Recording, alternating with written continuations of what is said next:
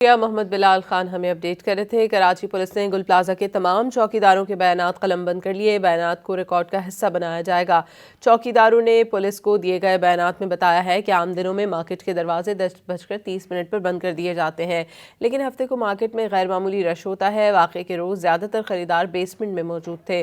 ابتدائی طور پر گمان ہوا کہ آگ معمولی نوعیت کی ہے۔ کچھ ہی دیر میں شعلے تیزی سے پھیل گئے۔ بیشتر دکاندار معمولی آگ سمجھ کر دکانوں میں موجود رہے۔ آگ اور دھواں پھیلا تو دکاندار اور خریدار گھبرائے اور باہر نکلنے کے لیے دوڑے۔ فائر بریگیڈ پہنچی مگر آگ بے قابو ہو چکی تھی۔ پولیس ذرائع کا کہنا ہے کہ خوفناک آگ نے محض 15 منٹ میں پورے گل پلازہ کو اپنی لپیٹ میں لے لیا تھا۔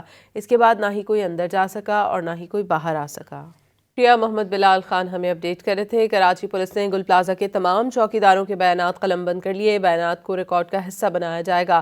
چوکیداروں نے پولیس کو دیے گئے بیانات میں بتایا ہے کہ عام دنوں میں مارکیٹ کے دروازے 10:30 پر بند کر دیے جاتے ہیں، لیکن ہفتے کو مارکیٹ میں غیر معمولی رش ہوتا ہے۔ واقعے کے روز زیادہ تر خریدار بیسمنٹ میں موجود تھے۔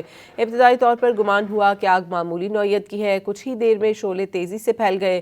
بیشتر دکاندار معمولی آگ سمجھ کر دکانوں میں موجود رہے۔ آگ اور دھواں پھیلا تو دکاندار اور خریدار گھبرائے اور باہر نکلنے کے لیے دوڑے۔